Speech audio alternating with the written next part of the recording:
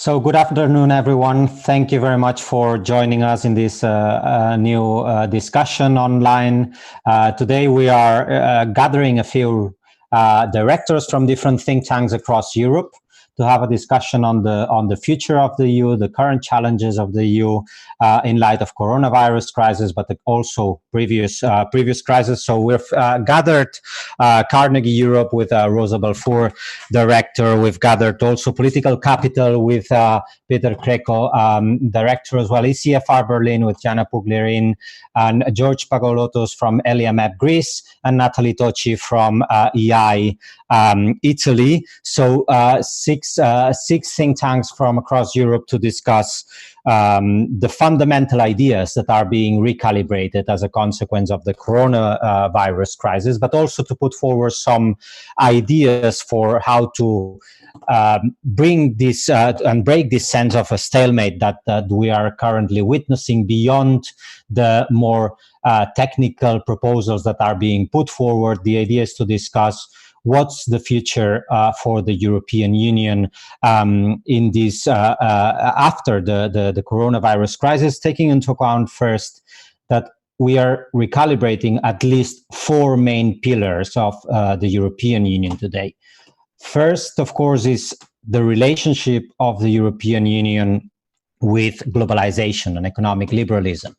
And here, of course, we are seeing discussions on to what extent the global value chains and the sense of just-in-time trade that has been at the basis of our current economic system will be different the day after the coronavirus. And we are also starting to have serious discussion about what being sovereign means in terms of having the capacity to mobilize the resources for our internal market, not so much being dependent on outside powers, but rather being dependent on ourselves, and to what extent this will change our relationship with this hyper-globalized world that we were living in. And as Lucas Tsoukalis from ELIAMEP was mentioning the other day, the EU is very much a product of globalization as well. So if globalization dynamics change, probably the EU needs to also think how to adapt to these changing dynamics. Second, we are also seeing the consequences of possible increasing disruptions within our single market and on the future of the Eurozone itself. We've been witnessing how Germany has been able to provide fiscal stimulus for its companies to the extent that is basically amounted to half of these fiscal the stimulus that is being given to companies around Europe. So half of this is going to German companies. Of course, this creates or can eventually create a sort of competitive advantage of these all these German firms, for instance, with regards to the rest of the firms of Europe. And this, of course, plays a big role in how we maintain a certain level playing field across the different economies of the single market and how we make them all competitive the day after the coronavirus crisis. But also the question arises on to what extent are we giving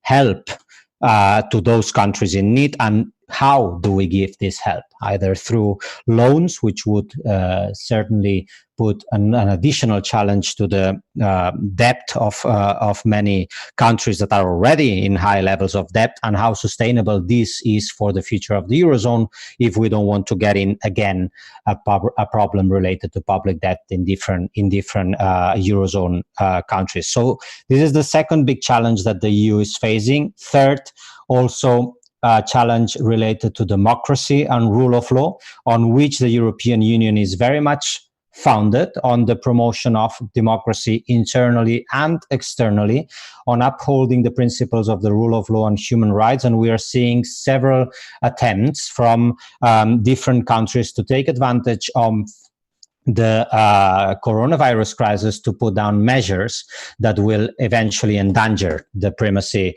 of democracy and rule of law in our countries.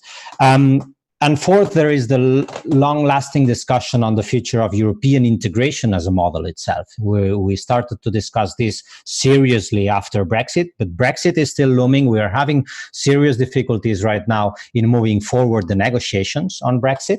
And that means, again, that the model of integration is not solved as of as we know it today as a consequence of Brexit, but on the aftermath of Brexit and the coronavirus crisis. So the idea here is not so much to discuss on the policies that the Commission is putting forward on the SURE mechanism or the loans that the EIB is providing or the ESM mechanisms or even the recovery fund that is currently being discussed, but rather how we get out of these big questions, or how do we start putting forward ideas that help us bring this sense of stalemate that the Economist so powerfully put forward in one of its last editions on this idea that the EU is losing some of its lights in terms of the model that the EU represents. So the idea is here to discuss the future of the European Union, to put forward these ideas from these different think tanks, from these different places around Europe, gathered by CEDOP, but also attended by a large number of people who are watching us from home now, and who I am sure will have other perspectives, either from different capitals, from different places, or on different topics that the ones we will be discussing. So without further ado, that was my introduction, very brief, to set the scene. This is what I see we're at, and we need to discuss internally what's future for the EU, but also as a world power or a wannabe world power, trying to have a role in global politics. So I will give the floor first to Rosa Balfour, Director of Carnegie Europe, for first initial remarks. Rosa, floor is yours. Thank you, Paul, and good afternoon, everyone. I'll try to sort of maybe do some framing analysis and framing ideas, and then maybe we can move into a little more detail during the discussion.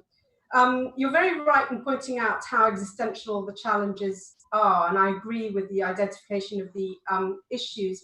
And I think, and we've seen also a lot of EU bashing over the past few days, and I'd like to move out of that kind of trap. I think the EU and Europe in general is stuck in a paradox. It's ideally placed for dealing with a crisis of the kind of the coronavirus pandemic, which is kind of holistic. It embraces all aspects of public and private life, but it's caught in a trap of political dynamics within that basically make it very hard for the EU to move out of the crisis mode. We saw what happened in the first weeks of the pandemic. Now we're watching the quarrelling between the frugal four and the so-called profligates south. So it's very hard to see, if those are the political dynamics, how one can find a way out. Whatever policy area you look at, you become stuck with opposition of groups of member states, the inability or impossibility of carrying out treaty reform. So the debate on the EU just gets stuck very early on. And I think perhaps, well, first of all, let's just look back very briefly. Some of it is unfinished business from the 1990s. A lot of it is to do with the accumulation of crises during the past 10 years, which have really eroded a sense of belonging together and have led to a situation which, combined with the rise of populism, member states find it much more useful to hedge against each other and use tactics they might use vis-a-vis China, Russia, US at the moment, rather than work together. So this is the kind of political dynamic we're in. But at the same time, I also think that what we've seen in the past few months in Europe is that also quite, we can also find the ingredients for overcoming these dynamics. But I think we should turn things upside down. When we looked at the EU, we've always thought about either treaty reform, which was then abandoned after the Lisbon Treaty, or policy change, because the EU sees a need, the EU institutions see a need for delivery. And if it delivers, then citizens will engage and find that the EU is legitimate and can move forward. None of this is working anymore. So I think if we look at other examples of things that have been happening across European societies, then we can see some seeds of change or of something different. I'm thinking about citizen mobilization to provide solidarity to other people in need during the coronavirus. I'm thinking of all these startups and companies that have transformed their core business to provide ventilators, masks, or whatever. I'm thinking about cross-border cooperation providing medical supplies. I'm thinking about what we can learn from how regions, local municipalities have been dealing with addressing citizen concerns. And this makes me think, and I'm building upon work that I've done previously in rethinking democracy in a European context, that actually if Europe started to put people at the center of its policies, and if Europe started to engage with all the various institutions and organizations that are delivering services, that are providing charity services, mobilization, pushing policy towards, for instance, the green economy, digitalization. There are all sorts of areas where there's a lot of activity happening at a bottom-up level. If the EU could try to connect with that kind of, that line of work at the local level, at the regional level, at the national level, at the European level, and then there's also an international dimension, and I'm sure we'll move to that during the course of this discussion, then you're actually posing the premises for a different kind of politics. And breaking that dynamic of hedging against each other, which has been dominating the past 10 years. I think there's seeds, shall we say, of doing things differently that could bring in a different dynamic. I think this would have implications for policy. It means focusing on policy in terms of public goods. It has implications for citizens or people, having a people-first policy, which ties into ideas about societal resilience that have been quite popular recently.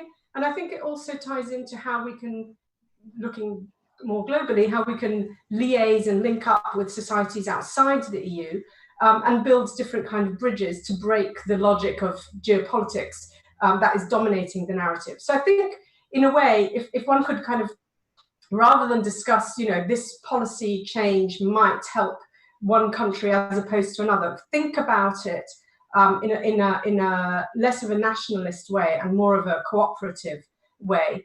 That could be a good way out for the EU to focus on what its core goals have been, which is global public goods, rule of law, global governance, multilateralism, those kind of principles.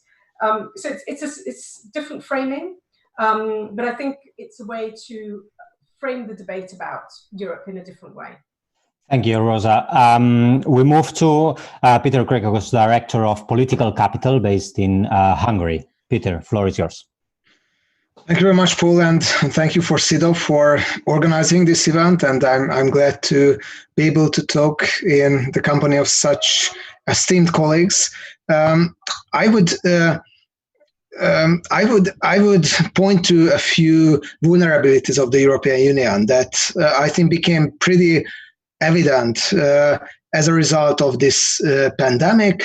And of course, my perspective is not independent of the country where I live, Hungary, which we might say is one of the weakest links of the European Union, both in terms of its commitment to the values of the European Union, both in terms of its loyalty to the club, and both in terms of solidarity and policymaking. I mean, the advantage of weak links and vulnerable points is that you can clearly analyze what should be done in order to reduce the vulnerability of the whole bloc, because by the end of the day, I think the EU can be as strong as its weakest points. First of all, I would talk about democratic vulnerability, then a bit about geopolitical vulnerability, then vulnerability to the virus itself. When it comes to democratic vulnerability, the pandemic made it crystal clear, I think, and definitely in Hungary and Poland, that it gives such special situations give a perfect pretext for the governments in, let's say, less democratic countries to move forward in a more authoritarian path and reduce their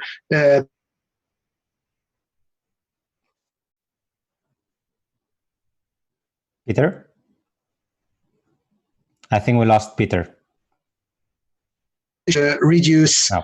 Do you hear me? Now we can hear you. Yes, we lost you for a minute, but proceed. Okay, hopefully there will be no problems anymore. So it made it crystal clear that authoritarian government with the instinct of cutting back democratic checks and balances can do quite a lot in a period like that. And it's not about if the rule of, state of danger or emergency has a sunset clause or not. It's there are multiple ways on how to push forward controversial legislation and laws if you want to, when nobody is really listening. So what I think need to be done for sure is move forward in the way of rule of law conditionality. So the only thing that matters for illiberal governments is if they receive the funds or not. If for not other reasons, for selfish purposes, unfortunately, pro-governmental oligarchs make huge profits and wealth out of the EU funds, but at least they are interested in the flow of EU funds, which serves public good as well. Also, what I think is clearly important is for the EU is to send more money directly to municipalities. What is happening mostly in Budapest, but in other V4 countries, Central Eastern European countries as well, in an over-centralization, the government takes away the revenues of the municipalities because they say that we have to save lives and let's pay the car tax, let's pay the consumption tax and a lot of other taxes to the central budget instead. So this is about democratic vulnerability. Second thing about geopolitical vulnerability. What became crystal clear again is that in a period like that, some of the member states can be highly receptive to the messages of authoritarian superpowers that the EU is bad, that the EU doesn't help. Why there is China, there are friends in Russia, there are friends in Turkmenistan, Azerbaijan, and so on, who are ready to help. This is what we can hear in Hungary these days, in Slovakia these days, but this is what we can hear more and more in Italy these days as well. And the disinformation is one thing. The mass diplomacy is another thing that I think, with a very good sense of freedom, China and Russia pushed forward in order to strengthen their presence and their reputation in the member states that hit hardest by the virus or that are vulnerable from other aspects. And what should be done in order to reduce the authoritarian influence of superpowers, not just in disinformation and this mass diplomacy, but also in strategic investments. Just these days, one of the biggest Chinese super project, the Budapest-Belgrade railway station, was underlined, and even it was classified in order that it's not revealed to the public. And via this project, China can gain even more influence in the whole European Union, not just in Hungary.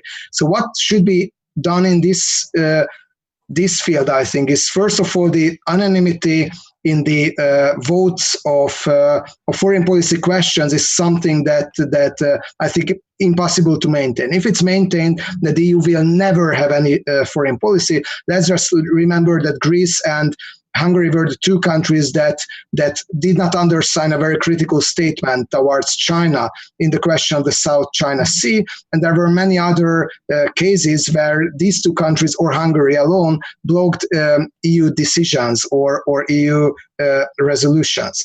Second, I think when it comes to authoritarian and Eurosceptic messaging, I'm really astonished that in every country we have representations of the European Parliament and the European Commission. Do they do any counter messaging against populist anti-European messages? In Hungary, at least, nothing. What they are doing, if not that. I mean, if a country, if we think about the logic of diplomatic representations, if country is attacked, usually diplomats raise their voice, ambassadors raise their voice. Leaders of these representations never raise their voice, and I think this is a problem. And the EU should be more political in this sense, not just geopolitical. And my third point would be, and I will be really short on the vulnerability to virus. I think what it clearly revealed is that, first of all, research and development science should be supported with as much funds as possible, and also university corporations and so on, that I'm a bit afraid that in a, let's say, an austerity mode, they will be cut in many member states. So most probably the EU should do more to substitute the lost funds. And the other thing is that the EU should strengthen its capacities to be able to produce more safe medical supplies and not to be so much exposed and dependent to the mass diplomacy and to buying up the sometimes very low quality health supplies of China, both in terms of masks, respirators, and so on. So this is where I would stop. Thank you, Peter. Let me turn to George Paralotos from LMEP in Greece. Thank you, Paul.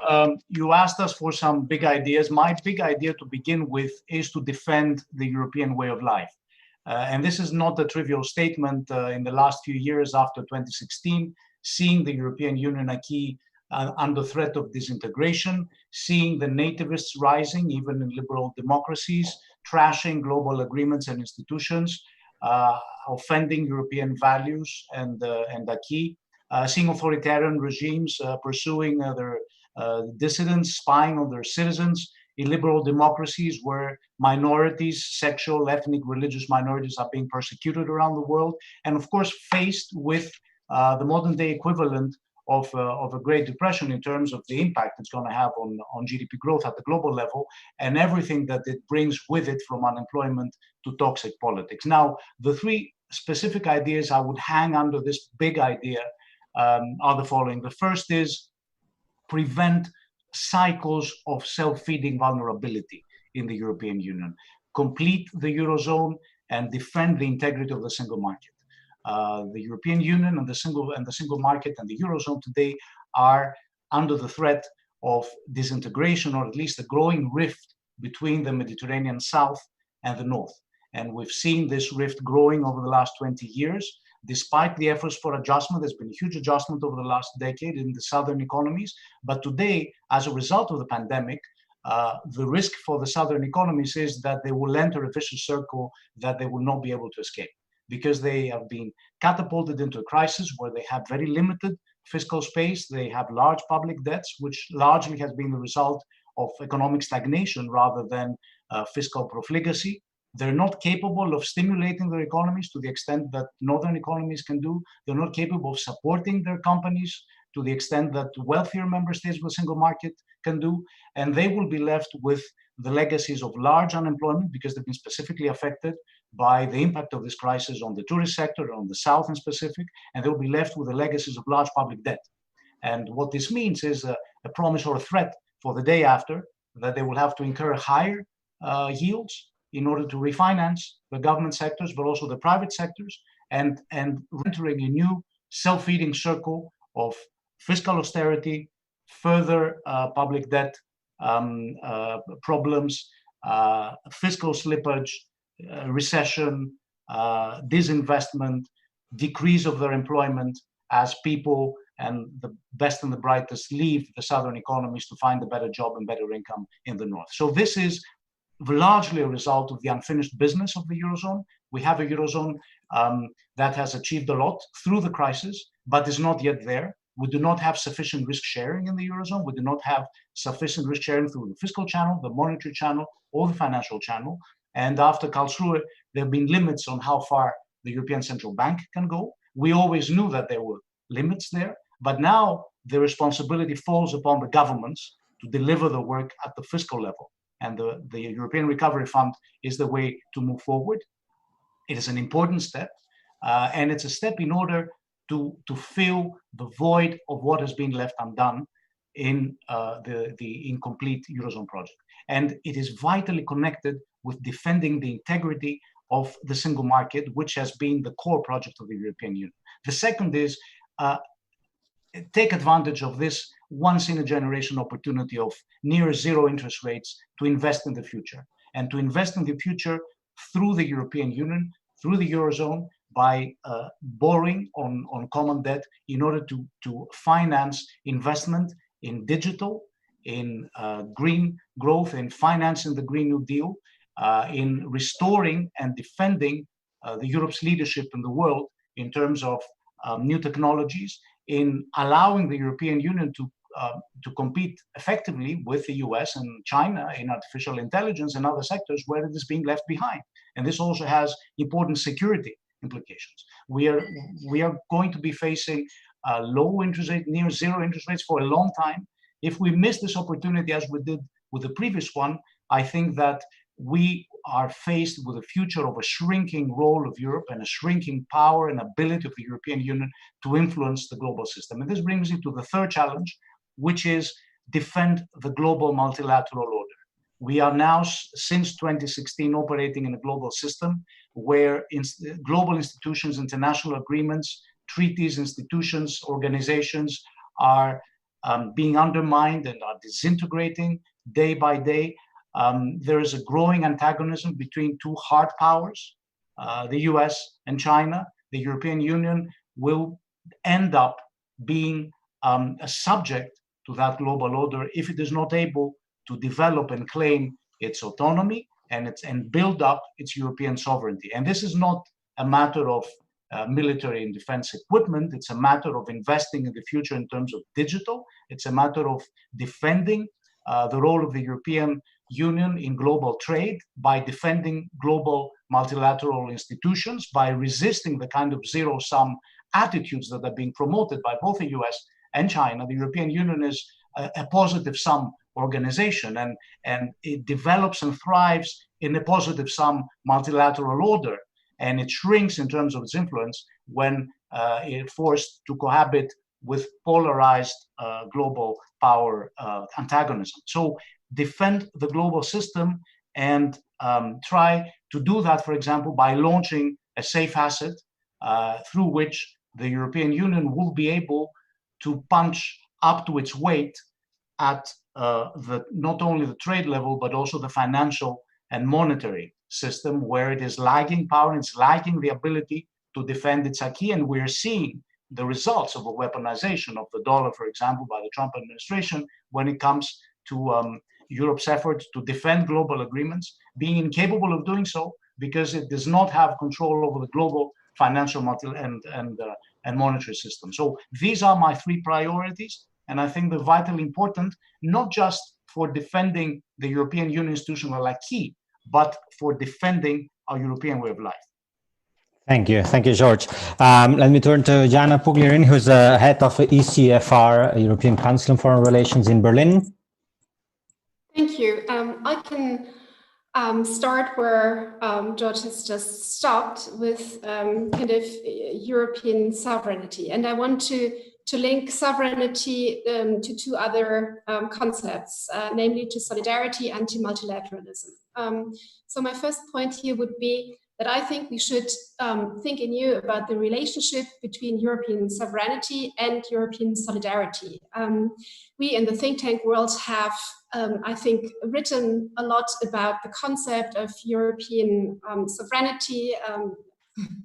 First and foremost, ECFR, but I mean, all of you have done so. We've written about strategic autonomy, about Europe's ability to act, and kind of that we wanted the EU to become a global power and a player, and not a plaything that is on eye level with China and the United States. And I think it's right that we talked about it, and it's still very urgent that we push for more European sovereignty and greater ability to act. But I think the coronavirus and the crisis has reminded us that there is no such thing as European sovereignty without European solidarity as the basis for internal cohesion. And I think too often we talk either about kind of the internal dimension or the external dimension, but I think solidarity and sovereignty are two sides of the same coin, and we need to link these debates much better.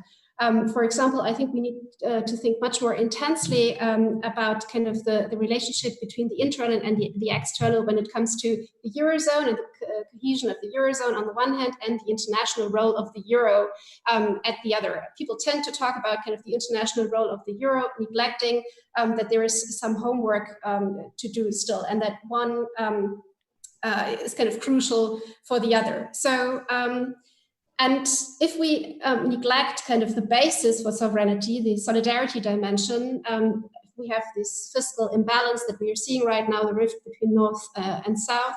This weakens the EU's ability to act. And I think that we should focus much more on the social dimension of European sovereignty and on the internal dimension.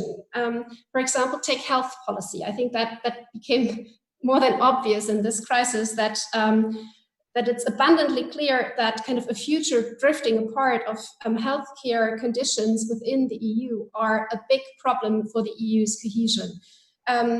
I mean, there is no such thing as affordable, good healthcare for everybody in the European Union. And as long as this is not the case, as long as there are some countries that are struggling much more than others, I think we are having a problem. There is also the problem of systematic brain drain of healthcare professionals, so that kind of Germany or Sweden are stealing doctors from, I don't know, Bulgaria or Poland, if you want, because they can pay them better. So I think we need to, when we think, for example, about kind of our health systems and healthcare, I know that there is this reflex to say, oh, this is a national thing, and there is a big reluctance to deal with it on the European level and to further Europeanize these issues. But I think one needs to think more strategically about this. That doesn't mean that we need to Europeanize everything, but for example, healthcare equality and access to affordable healthcare is a crucial enabler, for example, for the EU to become a more united player in the global health scene. So just that we keep these kind of links in mind. And the other link is when we now talk about European sovereignty, we talk about it in the health sector, and that became also very obvious in the Macron and Merkel proposal, that there is also a problem here when it comes to multilateralism. We need to think more closely how to link these two together. For example, the crisis clearly has re-emphasized a need for more European sovereignty and European resilience. And some of you have mentioned this before, so that interdependence is not just this beneficial thing, but there is the possibility to weaponize interdependence, and that has been already clear before the crisis with kind of our inability to resist secondary sanctions. And Corona has highlighted this again. So the dependence that we saw on global supply chains for medicines and medical equipment, especially from China, but also from India, has led to a tremendous lack of medical equipment and medicine in Europe. So that led to the thinking that the EU must produce and store key resources and in Europe and ensure medical supply, and that kind of we need more sovereignty in the health in European health. And this is, I think, clear, but at the other hand, that cannot lead to the EU kind of becoming more protectionist and wanting to have it all for ourselves. I mean, we want to produce it, we want to have it for our citizens, but then the crucial question, I think, for us think tankers is also to think about how do we build this more resilient European Union in all sorts of areas, not only kind of in health, but at the same time, how do we remain open and international, and how do we remain an advocate for the multilateral international order, and how do we link kind of resilience with being that advocate for the rules-based international order for global cooperation, not just European cooperation. And for example, here my suggestion concretely would be, and because health has been kind of the overarching topic of my introductory remarks, starting kind of from national health systems, I think also the EU as such needs to play a greater role in global health and needs to become a more credible actor there. So some member states have been very active here, but the EU overall has no real consistent strategic orientation regarding its role in global health, and especially since the EU would be able to follow a kind of health in all policies approach that has implications for its security policy, for its development policy, for its neighborhood policy. And so I think that we need to work on kind of a new global health strategy and a way of thinking how we kind of overcome this divide that we see in organizations like the WHO, where kind of there is an infight between several member states of the European Union and no cohesion. So how do we make the EU to a more credible and more united actor in international organizations such as the WHO, but also we can think of other policy areas. This is just one example because that became so obvious in the Corona crisis. Thank you. Thank you, Jana. And last but not least, Natalie Tocci, Director of EI. Paul, and I'm afraid I'm going to be echoing a lot of what has been said up until now, which makes me think that we may be in this dangerous group think situation because we haven't coordinated this at all, and yet there are so many similarities. So, as others have said, and in fact, as you, Paul, started off by saying, this is a crisis which has seen Europe, and in particular the European project, as one of its epicenters, not only for the obvious reasons, meaning the fact that both in health terms and in economic terms, we are amongst the most badly affected, but more specifically because what this pandemic does is highlighting vulnerabilities that already existed within the integration project. And they're highlighting these vulnerabilities up to a point where either we tip over a breaking point, or given that we can't simply stay on that sort of tipping point forever, we use this as an opportunity, as often is said, to actually do things that we probably should have done a long time ago. And it's fairly clear how this is a pandemic, and it's been said by colleagues before, which has been sort of hampering, if not, sort of debilitating altogether, the integrity of the single market. And not only for what happened in the early weeks, the uncoordinated sort of erection of borders, but also because of the sort of more diffuse and possibly more long-term impact that it's having on public opinion. In IAI, recently we did a survey which showed a remarkable, amongst many other things, and beyond the predictable things, such as rise of Euroscepticism. Okay, fine, we knew that, but the fact that there is over a majority that are now against the free movement, not only of people but also of goods, I thought was really quite remarkable. So the threat is really going at the heart, basically, of what the integration project and the single market are all about. Then obviously there's a threat to democracy. How are we going to react to Hungary? If we simply don't react, then again, it's probably as much of a threat and possibly even more of a threat than the economics of it. And then obviously there is the problem of solidarity, which has been raised. Again, it's not as if this started with the coronavirus. Basically, the coronavirus has been the third instance of a story of a lack of solidarity, beginning with the Eurozone crisis, passing through the migration crisis, and ending up with COVID-19. So obviously, these sort of three vulnerabilities added together, if not addressed, could end up not only coming on top of the health and the economic situation, and in a dreadful cocktail, risking to blow up the thing altogether. Now, the good news, having sort of started off in such a dreadful way, the good news is that I think there is an appreciation that this is what is, this is what the risk is. And I think that the reaction, we don't have fantastic leaders in Europe at the moment, and regardless of, even if we don't have great leaders, the leaders that we do have seem to understand basically the predicament that we're in, which is, I think, a fundamentally different situation than the one we were in during the Eurozone crisis or during the migration crisis, where there simply wasn't an appreciation of just how bad things could be. And this, I think, is good news. Now, what we don't know is whether what we're going to do is going to be sufficient, to address these vulnerabilities. But what we do know is that there is an appreciation that these are the vulnerabilities that need to be addressed. So very, very briefly, big ideas as to what to do. And to be honest, actually, they're not even that big, because in many respects, we've kind of known what we've had to do for quite a long time.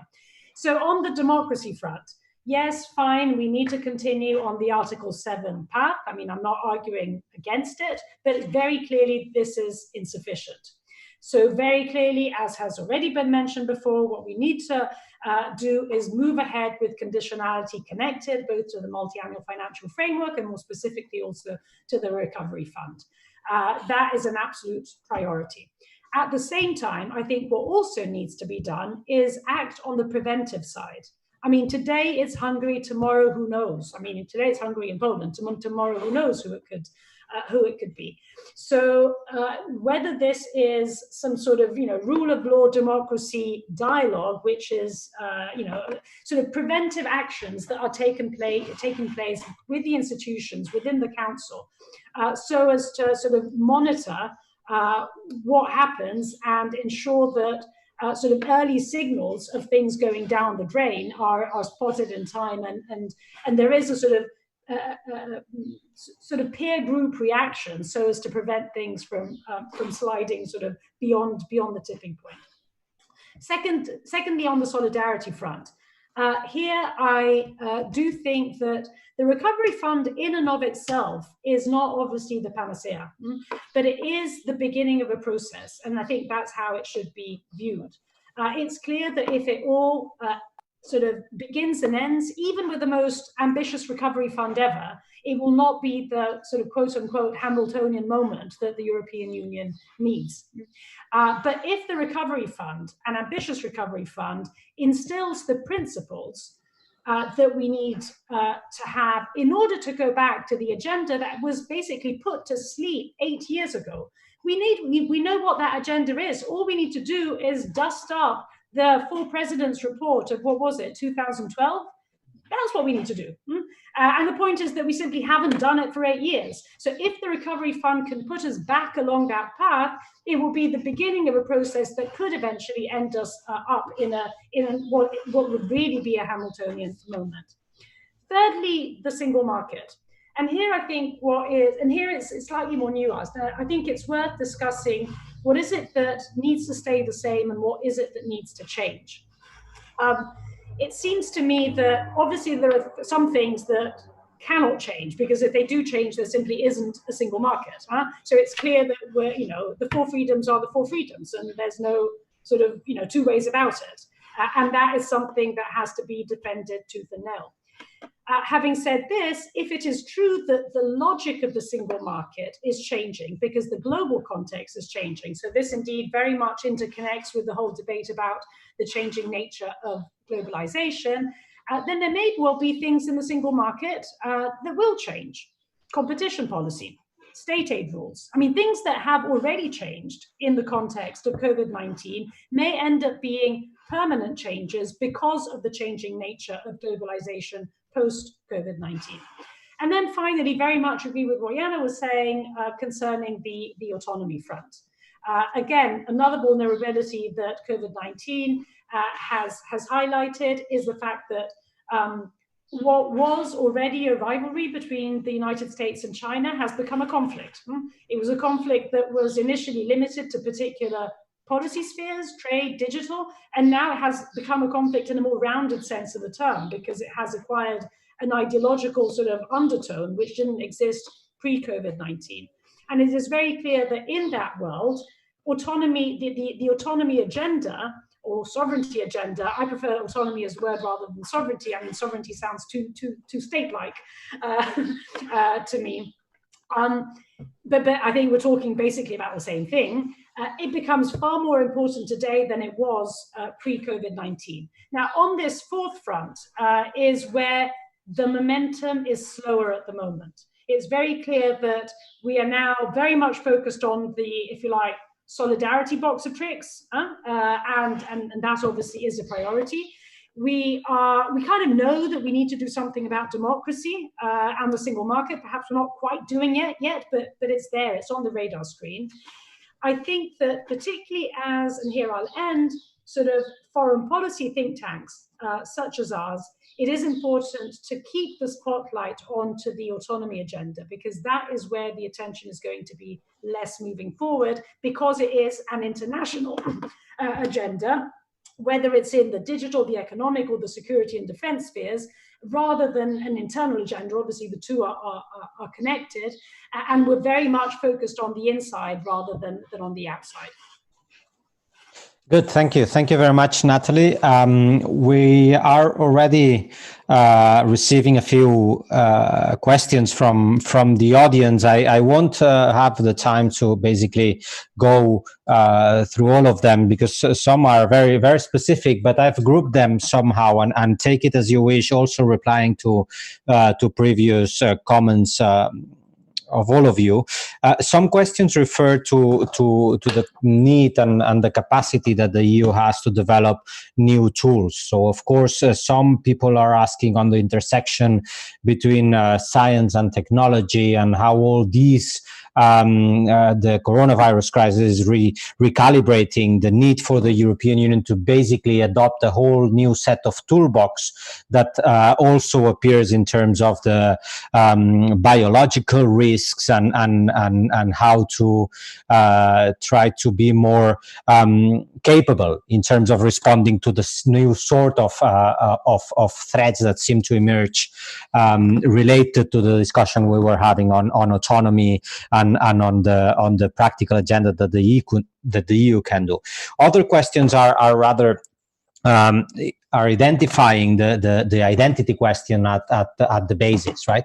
To what extent is it possible to develop all this sort of agenda that we are putting forward here, if what has prevailed is basically the nation state as the first respondent to the crisis, first, and second, if bilateral nation state to nation state related, or to member state related are still, or are being reinforced as a consequence of the crisis. So to what extent can we do all these moves forward if we are lacking this sense of Europeanness, or this shared sense of identity? And third issue that I think it's quite important, and that I'm starting to write a piece about, is shouldn't be thinking less on treaties and more on retreats. And what I mean by this is that we have been discussing the need for treaty reform, the need to overcome the problems of unanimity and so on, the Article 7, so on and so forth.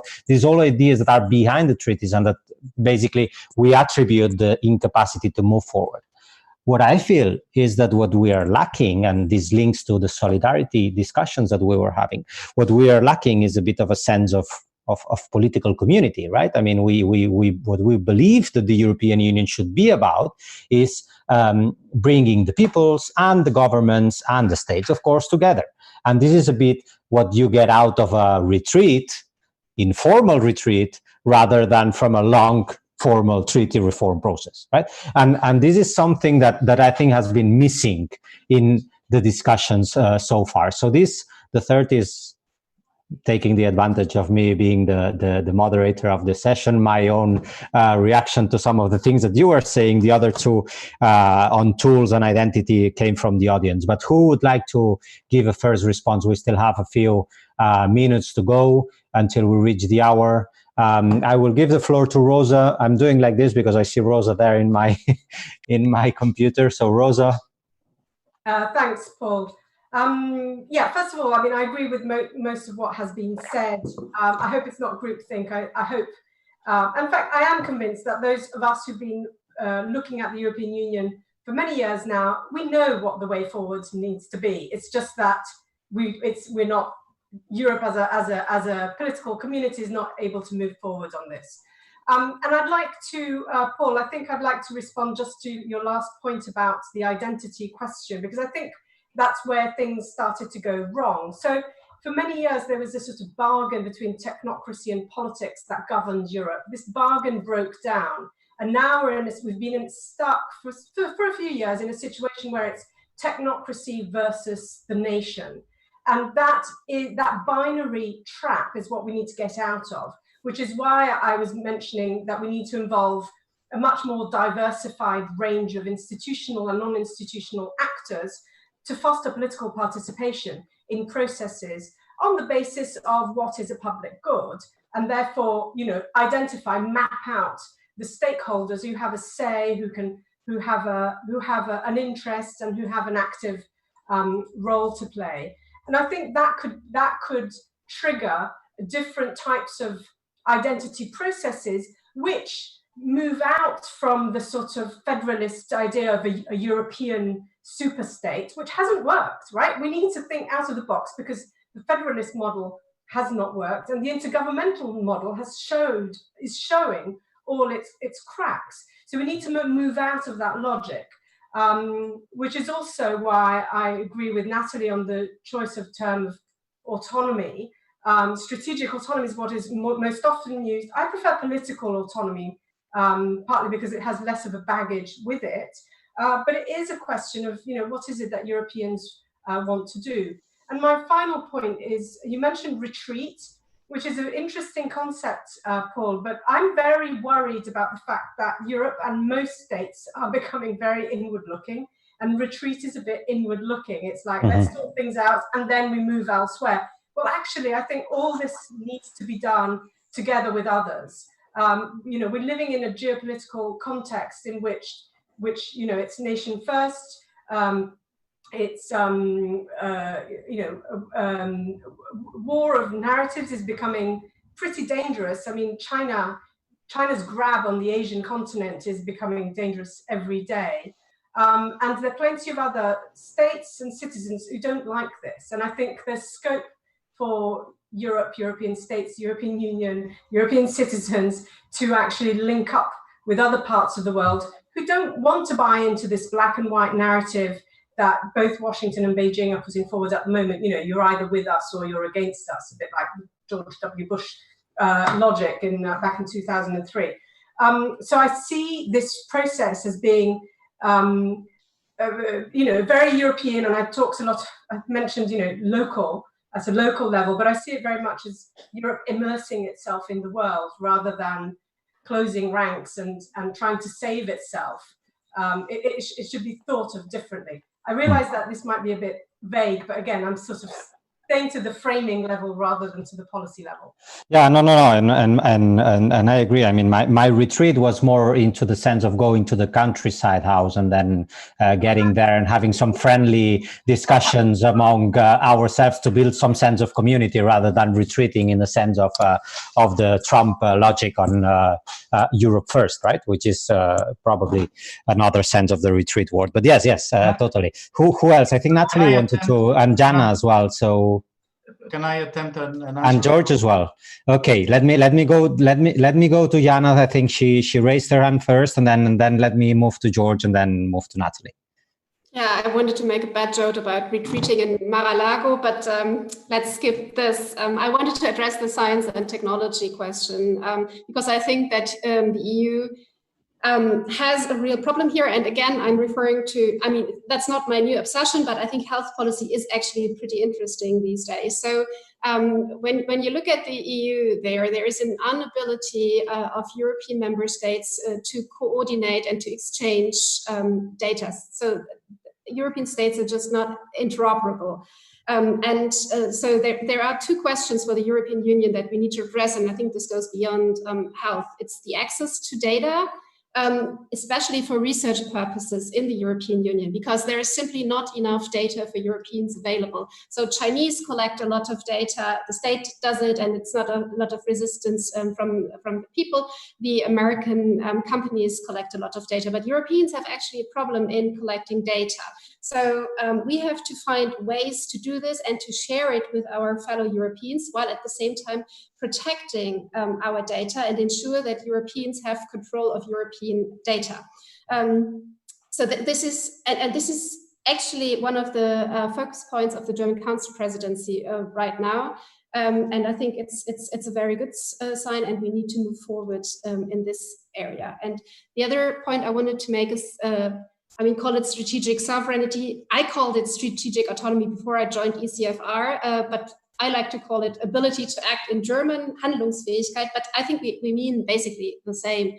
And I think it's true that we have become very inward-looking, but still, I think we very often lack to make the connection. And I very pleasantly realized that Chancellor Merkel lately did make the connection when she kind of defended the recovery fund, and when she said why it was needed, she made a geopolitical argument. She said that was because we need to strengthen the Eurozone, we need to strengthen the euro as a currency, we need to become a better player. So I think it is also possible to explain that to citizens that way. Kind of, I think it's clear to everybody that we need to be able to to decide our own destiny, and not to have China and the US interfere. And I think all these polls right now show that we don't want to be dependent on China and the United States. All the opinion polls I've seen have seen a tremendous lack of trust in both actors. So we want to have a strong European Union, and you can explain to the citizens why a strong European Union needs also more internal solidarity. And I think, yes, we have become inward-looking, but we cannot afford to wait because the crises are out there. I mean, we might be inward-looking, but then, I mean, the crisis will appear in our domestic political landscape, like with the migration crisis. So we can look inward, but the crises are out there and we need to deal with them. Thanks. George. Well, I think as a point of self-reflection, let's be aware that we tend to be over self-critical as Europeans. Our system is based very much on negotiation, on reflecting about a situation. We tend to push ourselves down. I think what this crisis has shown is that we are not as bad as we thought we were, and that the others are far worse than anyone had expected them to be. In fact, the European model of governance has survived this crisis in a pretty good shape compared with other jurisdictions in the world. And what we see today is that the governments that are failing the most are exactly those that have subscribed to nativist, populist agendas. Of course, we are faced with a paradox that this crisis has proven the shallowness of populist governments. On the other hand, it creates the kind of social politics that tend to favor nativist populists, who tend to ride on a sense of inequality, on a sense of social crisis, unemployment increasing, a sense of insecurity.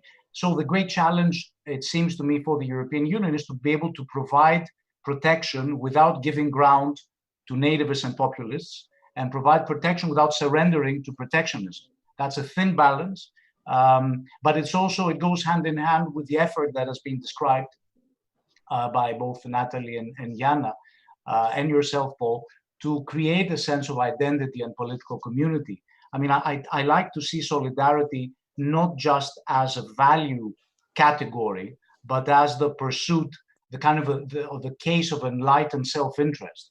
And we have acquired a sense of self-interest, if not least because we have a shared enemy. I mean, in the way this coronavirus has been the utopia of anyone who would want the attack of as external a force as one could imagine, as a platform to unite Europeans. We should not waste this opportunity. This is a kind of identity building experience, our common ability to confront this crisis and to make sure that we grow out of this crisis more united than when we entered it. Mm-hmm. Natalie. Yeah, I'm very much with George on all this. I mean, yes, it's absolutely right that the initial instinct was a national instinct. But I actually think that we moved fairly quickly out of it. And I think that it's interesting, considering that, I mean, speed is not one of our greatest virtues in the European Union. And it's not only true of leaders. I mean, it's not just, you know, the comparison between, for instance, I mean, to take a non-populist leader, Merkel's first speech and then her recovery fund press statement. So it's not just leaders, but I think it's also to an extent public opinion. Again, you know, not to be over Italian about this, but it's interesting the way, for instance, in Italy, where yes, Euroscepticism very high, disappointment very much connected to that first phase. But if you ask people whether they think that there is a national solution to this crisis, overwhelmingly the answer is no. Mm-hmm. There is, and I think it's interesting the way in which actually support for populists, nationalist populists, has actually been going down.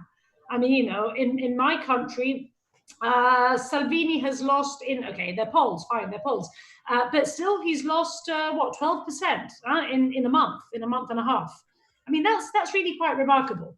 And I mean, of course, in the end, the proof is in the pudding. So, you know, the extent to which nationalists and populists are going to be reinforced will largely depend on what is actually done.